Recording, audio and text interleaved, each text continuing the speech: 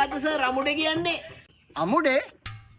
අමුඩේ කියලා කියන්නේ ඔය ගොවියෝ කුඹුරු වැඩවලට වගේම ඔය ගම්වල ගැමියෝ එහෙට මෙහෙට අදින ඇඳුමක්. බලන්න ඒක දැකලා නැද්ද? සර් අපේ පැත්තේ ඔය වගේ අමුඩේ කියලා જાතියක් නැහැ නේ සර් අපි දැකලා. සර් මොන වගේ එකක්ද සර් ඒ? යකෝ අමුඩේ කියලා කියන්නේ ඇඳාම මේ පිටිපස්සේ තට්ටන් දෙක එළියට පේනවා ඉස්සරහා ලේන්සුවකින් විලි වැහෙනවා. ඕක දැකලා නැද්ද උඹලා? අනේ දැකලා නෑ සර්. තව පැහැදිලි කරන්න බැරිද සර්? දැකලා නෑනේ. මිස් දැකලා නැද්ද අමුඩේ? අනේ නෑ සර් මං නම් එහෙම ලොකුවට දැකලා නෑ. මේ පැතිවල ඉතින් කවුරුත් ඕවන් දින්නේ නෑනේ. හැබැයි මං ෆොටෝස් වලින් නම් දැකලා තියෙනවා. ඕකනේ කරන්න බැරි. මිස් දැකලාත් නෑනේ අමුඩේ ඉතින්. මෙන්න මේ පුටු අරන් යන්න මිස්. මම පැහැදිලි කරන්න අමුඩේ ගැන.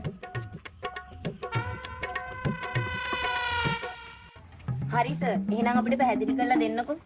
තවත් පැහැදිලි කර කර ඉන්න දෙයක් නෑ. මම මධ්‍යමයනේ.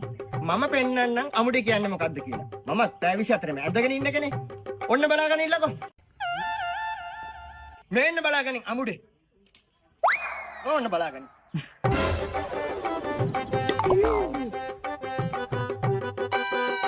මේ මොකෝ මම මේ අමුඩේට බය වෙලා. අමුඩේට බය වෙලා නෙමෙයි සර්. සර්ුත් මං වගේ අද සිවිල් පිටනේ ඇවිල්ලා තියෙන්නේ. පන්තියේ